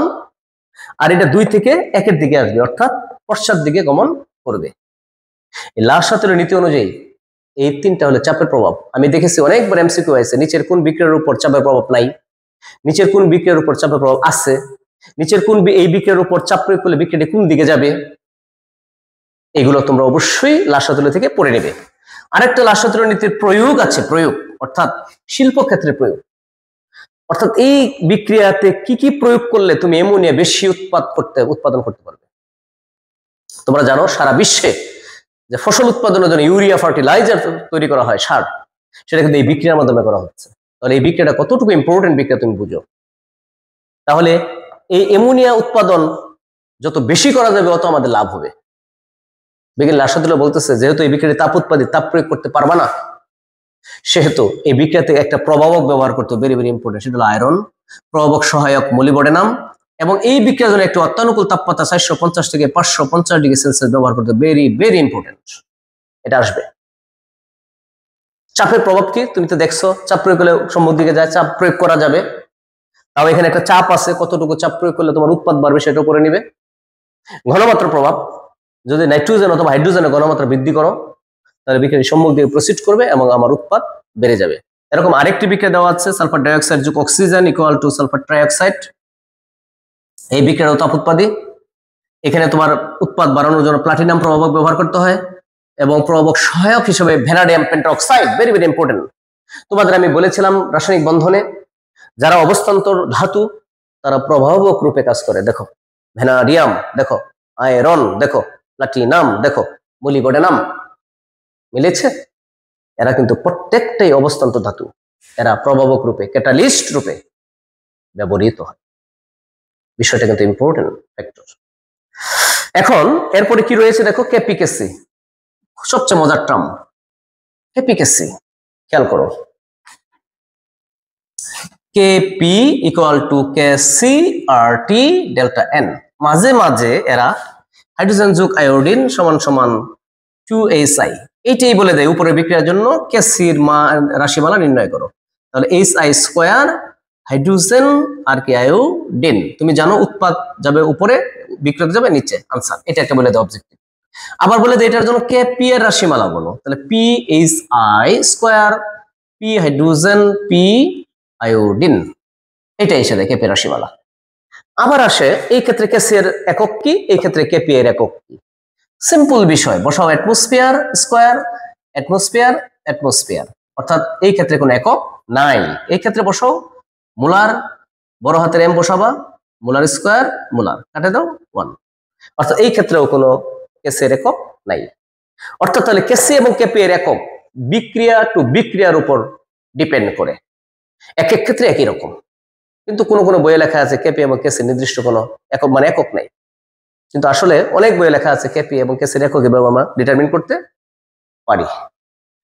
তাহলে এখন তোমার কেপি এবং কেসির মধ্যে রিলেশনটা কি, এই যে ক্ষেত্রে খেয়াল করো, হাইড্রোজেন যোগ আয়োডিন সমান সমান 2HI, এই ক্ষেত্রে ডেল্টা এন মানে মূল সংখ্যার পার্থক্য, এখানে উৎপাদ মাইনাস 1 যোগ 1, অর্থাৎ এখানে 1 আছে এখানে 1 আছে, এটা হলো 0। এই ক্ষেত্রে কি দাঁড়াইলো, Kp equal to Kc R T 0, অর্থাৎ কেসি। এই বিক্রিয়ার জন্য Kp equal to Kc relation, Kp এবং কেসির মধ্যে সম্পর্ক, এটা কিন্তু আসবে, ইম্পর্টেন্ট কিন্তু। অর্থাৎ তোমার বিভিন্ন বিক্রিয়া তুলে দিবে, বলবে এর মধ্যে কেপি এবং কেসির মধ্যে রিলেশন কি স্থাপন করো। এখন এই কেপি কেসি রিলেটেড অঙ্ক আসবে, এই অঙ্কগুলো অবশ্যই করে নিবে। কি সেগুলো কিরকম করে আসবে তুমি একটু দেখো।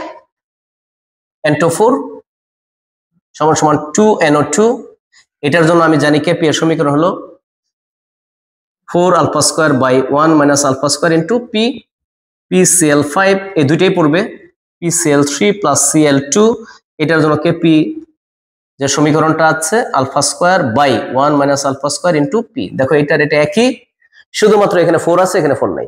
এবার মনে রাখবে তোমার এখানে দেওয়া থাকবে বিয়োজন মাত্রা আলফার মান দেওয়া থাকবে, মনে করো 80%, বলবে 1 অ্যাটমসফিয়ার চাপে কেপি এর মান নির্ণয় করো। N2O4 এর ক্ষেত্রে আলফার মান বসাবো, পি এর মান বসাবো, আনসার। এটার ক্ষেত্রে দেওয়া থাকবে আলফা এবং পি 70% বা 75%, বসাই দেবে, আনসার। এগুলো কিন্তু অঙ্ক আসবে, করে নেবে। এখন হলো তোমার দ্বিতীয়টা বাফার ড্রম, পিএইচ রিলেশন। একটা অঙ্ক পিএইচ এর প্রায়ই এসে থাকে, সেটা হলো 0.1 মোলার সালফিউরিক অ্যাসিডের পিএইচ ও পিওএস কত, একটা পড়লে সব শেষ, এত বেশি পড়ার দরকার নেই। তুমি দেখো এখানে যে ঘনমাত্রা দেওয়া আছে এটা কিন্তু একটি হাইড্রোজেনের ঘনমাত্রা দেওয়া আছে, অর্থাৎ H2SO4 কে যদি তুমি ভাঙো তাহলে তোমার এরকম দাঁড়াবে 2H plus plus SO4 2 minus, অর্থাৎ এইটার ঘনমাত্রা দেওয়া আছে 0.1 মোলার, তাহলে এখানে 2 ইন্টু 0.1 মোলার, অর্থাৎ তুমি হাইড্রোজেনের ঘনমাত্রা কত পাইছো, PH equal to minus log হাইড্রোজেনের ঘনমাত্রা, এখানে বসাই দেবে, আনসার হয়ে যাবে। এই অঙ্কটাই সবচেয়ে বেশিবার তোমাদের পরীক্ষায় এসে থাকে। এটা অর্থাৎ এখানে যে হাইড্রোজেন দুইটা থাকে, যে ঘনমাত্রা দেওয়া থাকবে 2 দ্বারা গুণ করবে, একটা থাকলে 1 দ্বারা গুণ করবে, তিনটা থাকলে 3 দ্বারা গুণ করে মান বসাবে, আনসার হয়ে যাবে। এখন আমরা জানি PH plus POH equal to 14। তোমার এই ক্ষেত্রে কিন্তু PHও চাইছে, POH চাইছে, তাহলে যে মানটা বের হবে সেখান থেকে 14 থেকে বিয়োগ করে দেবে, তোমার POH বের হয়ে যাবে। আশা করি এই PH নির্ণয় করা বুঝে গেছে। এইগুলা কিন্তু এই যে নিয়মের প্যাটার্ন, এই প্যাটার্নটা কিন্তু তীব্র অ্যাসিডের বেলায়, শুধু স্ট্রং অ্যাসিডের বেলায় এটা হবে, তীব্র অ্যাসিডের ক্ষেত্রে এটা তোমার হবে। এখন দুর্বল অ্যাসিডের বেলায় কি হবে এটা একটু দেখো। দুর্বল অ্যাসিডের বেলায় হলো ওসওয়াল্টের লঘুকরণ সূত্র দিয়ে করতে হবে।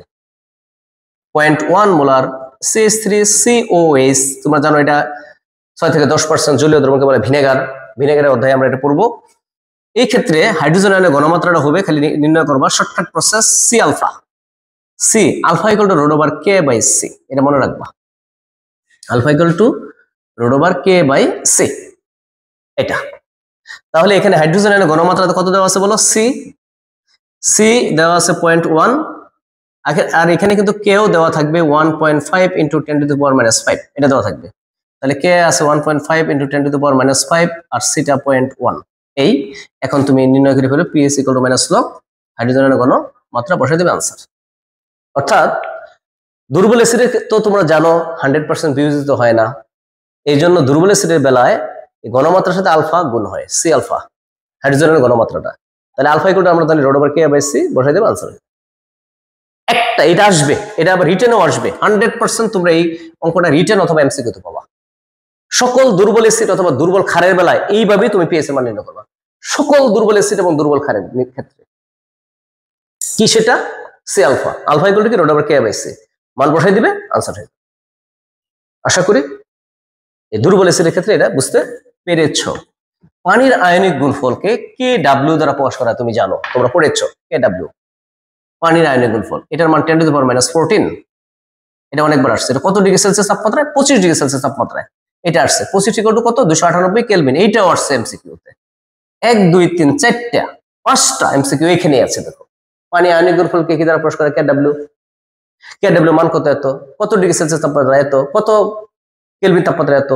সবগুলো কিন্তু আসছে। দেখো তো এই ক্ষেত্রে আমরা আবার জানি H plus equal to OH minus equal to 10 to the power minus 14, এটা আমরা জানি। 77 যদি এনে গুণ আকারে হইতো তাহলে হয়তো 10 টু দি মাইনাস 14, আর যেহেতু সমান সমান দিছে এটা হবে গিয়ে 10 টু দি মাইনাস 7। এবং পিএইচ এর সীমা হলো 0 থেকে 14, এটাও আসে। 7 হলো নিরপেক্ষ, 7 এর নিচে হলো তোমার অম্লীয়, 7 এর উপরে হলো ক্ষারীয়। আরেকটা এমসিকিউ এখান থেকে প্রায়ই আসে, সেটা হলো সোডিয়াম কার্বনেট বা সোডিয়াম সালফেট বা ফেরিক ক্লোরাইড। ফর এক্সাম্পল ধরো সোডিয়াম কার্বনেট, এটার প্রকৃতি কেমন? এটা আইসে কিন্তু NOH থেকে, আর এটা আইসে অ্যাসিড থেকে। তোমরা জানো একটি লবণ কিন্তু অ্যাসিড আর ক্ষারের ক্যাটায়ন আর অ্যানোয়ন মিলিয়ে কিন্তু এটা হয়। এটা আইসে তোমার এই ক্ষার থেকে, এটা আইসে অ্যাসিড থেকে। এটা দুর্বল, এটা তীব্র, তাই এই লবণের প্রকৃতি হলো ক্ষারীয়। এবং এর মিশ্রণের পিএইচ হবে 7 এর উপরে। ফর এক্সাম্পল FeCl3, দেখো এটা হলো FeOH, এই ক্ষার থেকে আসছে, আর এটা আসছে HCl থেকে। তাহলে এটা দুর্বল, এটা হলো তীব্র। তাহলে এই প্রকৃতি হবে অম্লীয় এবং পিএইচ এর মান হবে 7 এর নিচে। এরকম লবণের প্রকৃতি তোমার আসবে একটা অবজেক্টিভ, লবণের প্রকৃতি। আশা করি তোমরা এই পর্যন্ত বুঝেছ। এখন হলো বাফার দ্রবণ। বাফার দ্রবণ হলো এমন একটি দ্রবণ যে দ্রবণে সামান্য পরিমাণে অ্যাসিড অথবা ক্ষারযুক্ত করলে সেই দ্রবণে পিএইচ এর মানে কোনো পরিবর্তন হয় না। বাফার দ্রবণ হলো দুই প্রকার। বাফার দ্রবণ দুই প্রকার, একটা অম্লীয় বাফার দ্রবণ, আর একটা হলো ক্ষারীয় বাফার দ্রবণ। এটা কে? একটি দুর্বল অ্যাসিড যোগ এই অ্যাসিডের শক্তিশালী ক্ষারকের লবণ। তাহলে দেখো এটা একটা দুর্বল অ্যাসিড, আর এই অ্যাসিডের শক্তিশালী ক্ষারের লবণ, এই ক্ষারের লবণ থেকে কই থেকে আছে? KOH থেকে আছে। NOH হইতে পারতো, অর্থাৎ এটাও হইতে পারতো CH3COH প্লাস CH3COONA, এটা হতে পারে। অর্থাৎ এটা একটা অম্লীয় বাফার দ্রবণ। এটা অনেকবার আসছে। নিচের কোনটি অম্লীয় বাফার দ্রবণ? এটা হইতে পারে, এটা হইতে পারে, আরো অ্যাসিড হইতে পারে। একটা দুর্বল অ্যাসিড হবে আর ওই অ্যাসিডের লবণ হবে। ক্ষারীয় বাফার দ্রবণ কি? একটা দুর্বল ক্ষার, আর এই ক্ষারের শক্তিশালী অ্যাসিড লবণ NH4Cl, এইটা HCl থেকে আসছে, এই Clটা HCl থেকে আসছে। তাহলে এটা একটা ক্ষারীয় বাফার দ্রবণ। তাহলে বাফার দ্রবণ কয় প্রকার? দুই প্রকার, অম্লীয় আর ক্ষারীয়। এরকম আসবে, এই কাপল মিলে একটি ক্ষারীয় বাফার দ্রবণ, এই কাপল মিলে একটি অম্লীয় বাফার দ্রবণ, এই কাপল মিলে একটি অম্লীয় বাফার দ্রবণ। আর এই বাফার দ্রবণের অঙ্কগুলো পড়বা। আমরা জানি Ka মান দেওয়া আছে, মনে করো 1.5 × 10⁻⁵ আসবে। Pk মান কত? আমরা জানি Pk = -log Ka, মান বসাই দেবে, আনসার। এটা অনেকবার আসছে এমসিকিউতে। আর Ka কি? অ্যাসিডের বিয়োজন ধ্রুবক। Kb কি? ক্ষারের বিয়োজন ধ্রুবক। এই অ্যাসিডের বিয়োজন ধ্রুবকের মান যত বেশি, সেই অ্যাসিড তত তীব্র। এই ক্ষারকের বিয়োজন ধ্রুবকের মান যত বেশি, সেই ক্ষার তত তীব্র। আর Pk আর Ka হলো উল্টো, বিপরীত। K এর মান যত বেশি, Pk এর মান তত কম। তাহলে K এর মান যত বেশি হবে, সেই অ্যাসিড তত তীব্র হবে। Pk এর মান যত কম হবে, সেই অ্যাসিড তত তীব্র হবে। মনে রেখো কিন্তু, ভাইস ভার্সা, একটা আরেকটার বিপরীত, কিন্তু কন্ট্রোভার্সি। এখন দেখো লাস্ট অধ্যায় তোমাদের কর্মমুখী রসায়ন। কর্মমুখী রসায়নের টপিকই আছে দুইটা। এই অধ্যায় থেকে যে সকল অবজেক্টিভ আসে সবগুলো মুখস্থ বিদ্যা। তো এই অধ্যায় থেকে যে অবজেক্টিভ গুলো আসে এগুলো ভুল হওয়ার সম্ভাবনা থাকে 90%। এই অধ্যায়টা গুরুত্ব সহকারে পড়বা। এই অধ্যায় থেকে 4 থেকে 5টি এমসিকিউ আসবে। টপিক অনলি দুইটা, একটি হলো প্রিজারভেটিভ প্লাস আরেকটি হলো ভিনেগার। সিলেক্টিভ, এক পাতা যদি খালি অবজেক্টিভ পড়ো, তুমি এখান থেকে 5টি অবজেক্টিভ পাবে, সবগুলো মুখস্থ বিদ্যা টাইপ। সেটা কি? নিচের কোনটি প্রিজারভেটিভ? তোমরা জানো প্রিজারভেটিভ কাকে বলে, এটা জানো। প্রিজারভেটিভ দুই প্রকার, একটা হলো প্রাকৃতিক প্রিজারভেটিভ আর একটা হলো কৃত্রিম প্রিজারভেটিভ। প্রাকৃতিক প্রিজারভেটিভ কে? লবণ, অ্যালকোহল, তারপর তোমার হলো তেল, ভিনেগার, চিনি। এটা আল্লাহ তাআলা সব, এগুলো গড গিফটেড। এইটা যতটা বেশি না আসে তোমার কৃত্রিম প্রিজারভেটিভ। তোমাদের বইয়ে একটি কৃত্রিম প্রিজারভেটিভ ছক দেওয়া আছে, সোডিয়াম সালফাইড, সোডিয়াম নাইট্রাইট, এরকম অ্যাকসেপ্টা করে নেবে। আর সবচেয়ে বেশিবার আসে যেটা, সেটা হলো অ্যান্টিঅক্সিডেন্ট। ভেরি ইম্পর্টেন্ট, অ্যান্টিঅক্সিডেন্ট আসবেই তোমাদের। এটা 100% অ্যান্টিঅক্সিডেন্ট। নিচের কোনটি অ্যান্টিঅক্সিডেন্ট? এর মধ্যে তোমাদের অ্যান্টিঅক্সিডেন্ট, কৃত্রিম অ্যান্টিঅক্সিডেন্ট যেটা আছে, কয়েকটা অ্যান্টিঅক্সিডেন্ট আমি একটু বলি। BHA, BHT, TBHQ, PG। এদের ইলাবোরেটটা সহ পড়বা। ইলাবোরেটটা কি? এটা হলো butylated hydroxy anisole, butylated hydroxy toluene, tertiary butylated hydroxy quinol, propyl gallate. এগুলো কিন্তু তোমার অবশ্যই পড়তে হবে।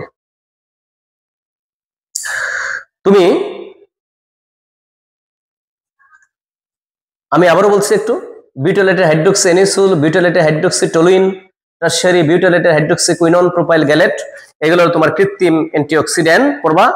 আর প্রাকৃতিক অ্যান্টিঅক্সিডেন্ট হলো ভিটামিন সি, টোকোফেরল এবং বিটা ক্যারোটিন, এগুলো পড়বে। আর কিলেটিং এজেন্ট তোমাদের গতবার পরীক্ষা এমসিকিউতে আসছে। কিলেটিং এজেন্ট কি? ইথিলিন ডাইয়ামিন অথবা EDTA, ethylene diamine tetraacetic acid, ethylene diamine tetraacetic acid, এটা হলো কিলেটিং এজেন্ট। আর তোমার এখান থেকে যেটা পড়বে, যে ভিনেগার তৈরির সময় যে বিভিন্ন এনজাইম আছে, তোমার জন্য ইনভার্টেস, তোমার জন্য জাইমেস, সেটা কত ডিগ্রি সেলসিয়াস তাপমাত্রায় কোনটাকে ভাঙে, হ্যাঁ, গ্লুকোজকে কে ভাঙে। তারপরে মাইক্রোডার্মা এসিটি ভেক্টর যে ব্যাকটেরিয়া, সেটা অ্যালকোহলের উপর কাজ করে। এই এনজাইমের ফাংশনগুলো পড়বা, কোন এনজাইম কোন যৌগের উপর ক্রিয়াশীল হয়ে এই কাজটা করতেছে সেটা পড়বা। আর এখানে পড়বা বিভিন্ন যে প্রিজারভেটিভ আছে তার কিন্তু একটা পিএইচ এর সীমা আছে, রেঞ্জ, যে এই প্রিজারভেটিভটা এই পিএইচ এর মধ্যে কার্যশীল হবে, কাজ করবে। তুমি ইচ্ছামতো পিএইচ এর মানের উপরে কিন্তু এটা কাজ করবে না। অর্থাৎ এক একটা প্রিজারভেটিভের একটা নির্দিষ্ট পিএইচ পরিসর আছে, এই পরিসরের মধ্যেই সে কাজ করবে। যেমন একটা তোমাদের মেম্বার একটা এলাকা নির্ধারণ করা থাকে, সেই এলাকার বাইরে কিন্তু উনি কাউকে কিন্তু তোমার এই নাগরিকত্ব সার্টিফিকেট সে সাইন করতে পারবে না। অর্থাৎ তার একটা এলাকা সীমাবদ্ধ করে দেওয়া আছে। ঠিক এরকম প্রিজারভেটিভের একটা নির্দিষ্ট পিএইচ সীমাবদ্ধ করে দেওয়া আছে। এই পিএইচ সীমাগুলো তুমি পড়ে নিবে। তারপরে যেটা করবে, তুমি যখন ভিনেগার তৈরি করো, সেই ভিনেগার তৈরির সময় ইস্টের বংশবৃদ্ধি করার জন্য যৌগ ব্যবহৃত হয়, অ্যামোনিয়াম ফসফেট। এটা অনেকবার তোমাদের এমসিকিউতে আসছে, অ্যামোনিয়াম ফসফেটের কার্যকারিতা পড়বা। তারপরে হলো এই পর্যন্তই ছিল মোটামুটি, আর এত বেশি কিছু এখানে নাই। অর্থাৎ এই অধ্যায়টা বললামই দুইটা শর্টকাট একেবারে টপিক সিলেকশন করে দেওয়া, একটা হলো প্রিজারভেটিভ প্লাস আর একটা হলো ভিনেগার। এই প্রিজারভেটিভের ক্লাসিফিকেশন গুলো একটু পড়বা, কৃত্রিম প্রিজারভেটিভ, তারপরে হলো তোমার প্রাকৃতিক প্রিজারভেটিভ তাকে বলে, অ্যান্টিঅক্সিডেন্ট গুলো কে কে, দুই প্রকার অ্যান্টিঅক্সিডেন্ট হয়, কৃত্রিম আর হলো প্রাকৃতিক। আর হলো তোমার ভিনেগার প্রস্তুত প্রণালীর সময় যে এনজাইম গুলো আছে, 3 ধরনের এনজাইম, সেই এনজাইম গুলো কোন যৌগের উপরে ক্রিয়াশীল কাজ করতেছে সেগুলো একটু দেখে নিবে। আশা করি আমি আজকে এই অবজেক্টিভের উপর তোমাদের যে শর্ট সিলেবাসে যে সিলেবাস দেওয়া আছে, যেগুলো আমি আজকে পড়িয়েছি, তুমি 100% সেখানে 18 থেকে 20টি অবজেক্টিভ পাবে, এ নিয়ে কোনো ডাউট হবে না। তোমার যদি এই চ্যাপ্টার সম্পর্কে মিনিমাম একটু আইডিয়া থাকে, তাহলে আমি আজকে যা বলেছি এগুলো যদি তুমি একটু বুঝে নাও, একটু দেখে নাও, তাহলে তুমি অবশ্যই 20টা অবজেক্টিভ এখান থেকে পাবে। এই ভিডিওটি যদি ভালো লাগে তোমরা অবশ্যই সাবস্ক্রাইব করবে, লাইক কমেন্ট করবে, তাহলে আমি সেকেন্ড পেপার যেটা আছে এটার এমসিকিউ তোমাদেরকে আমি দিয়ে দিব। আর ভিডিওটা সবাইকে শেয়ার করে দেবে।